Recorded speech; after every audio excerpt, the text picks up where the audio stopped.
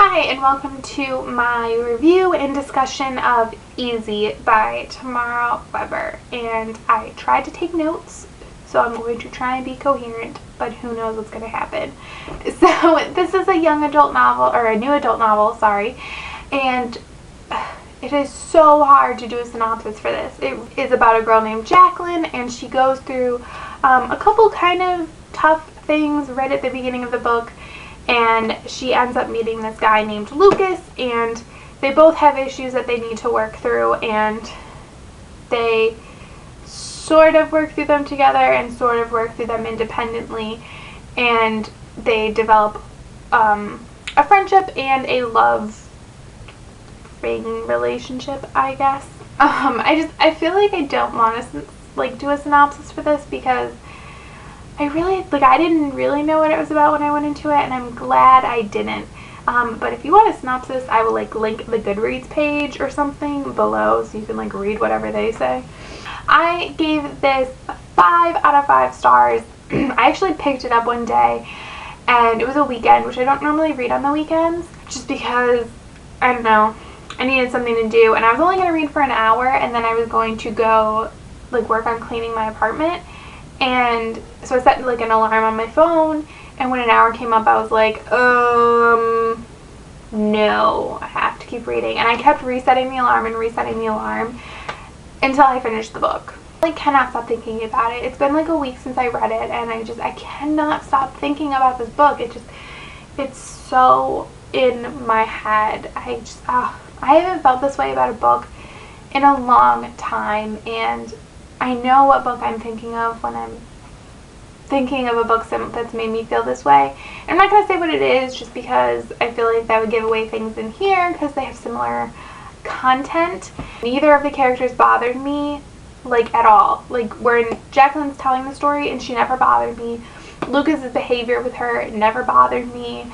And that doesn't happen that often. Usually one of them, especially in first person, will bother me, will get annoying, or I'll just oh my god, do I really have to hear you think about this again? But especially considering everything that they both went through, I'm amazed that they weren't more melodramatic. And the side characters too are also good. Her best friend Erin, I love. She is an amazing friend, and can we please have more functional friendships between girls in everything? Books, movies, TV shows, everything. There's just too much Real Housewives in the world, which I watch, so I know I perpetuate it. We're just women hating on women, and that's just so sad, and I just want more people like Erin and Jacqueline in the world. Woo! And I loved the professor. He wasn't in it often, but I thought he was good and funny. So it's just a good, well-rounded book. The plot is it deals with some sensitive issues, but honestly I think that it's a pretty approachable version, and I would suggest reading it. I think especially, honestly, if you're a woman and you are going to college or you're graduating from high school and you're going out on your own, I would almost suggest reading this. I think it's almost a sort of helpful guidebook. That's not the right word, but I can't think of a better one. Taking care of yourself, basically, which I'll talk more about in my spoilery section. It is a new adult novel, so it does have sexual things in it, but I didn't think that they were over the top and they were put in the appropriate places. There's other new adult novels where I'm just you're just throwing in a sex scene to have a sex scene. This was done spectacularly well in that department. So I highly, highly recommend this book. And now we go over into the spoiler section. I talk with my hands too much. I feel like I can't hold books because it's just Okay. Before I really talk about spoilers, I have something to say. The reason I think this book is so important is because it deals with an issue that is completely underreported in this country, and that is rape. And that's why I think people should read this. I think no girl or woman should ever feel like she's not safe and should never feel like she can't say anything. And oh, it broke my heart when she wouldn't let him call the cops. Because that's what happens probably every single day. It's so sad that that's what happens, and I hope people read this and feel empowered to protect themselves and defend themselves. But I think the main point of like everything she goes through in dealing with the issue of being like having an attempted rape is learning how to feel confident, like she can protect herself and she can defend herself, because no, it is not your fault. But you can control some things. Like, you can't stop other people from doing something, but you can control your controllables. So that means being aware of your surroundings. That means not drinking or not over drinking, especially if you could potentially be alone. If you have to walk at night alone anywhere, whether you're in college, on a campus, you just live alone, anything like that, know what's around you. Where I live, we have safe places, so places you can go, mostly because there's a lot of colleges, where you can go and you can be safe. It can be as simple as a freaking McDonald's, and they're all advertised as safe places where you can go and be safe. I used to have to work kind of late at night or have classes. I used to have a class that was 7 to 10, so I would have to walk home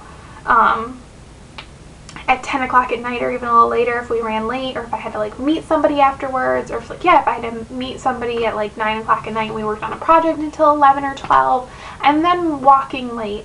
And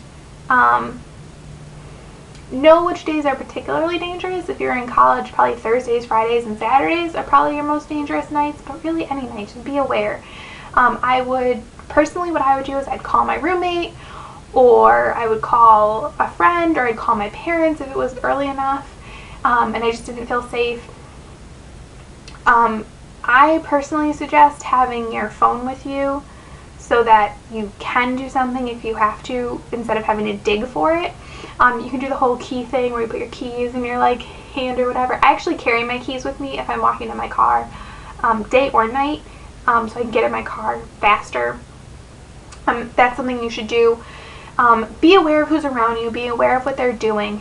The other thing, especially if you're going into college, because this is exactly what happened in this book.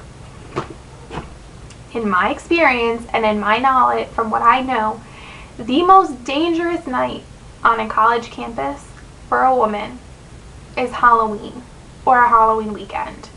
Because for whatever reason, Halloween makes people do crazy things. They drink more than they would, they act ways they wouldn't, and maybe somebody who would be perfectly nice could just slip a little bit, and maybe they wouldn't even mean to do something, but you need to protect yourself. I actually remember going to a Halloween party one year, and I lived across campus, and nobody was like headed my way when I was ready to leave, or really ever. I don't think anyone lived out my way. And my friend had her boyfriend walk me home, and I don't even think we saw anyone on the walk, but she just didn't feel safe sending me by myself. Don't be alone if you can, especially on a college campus, but just be aware if you can. Okay.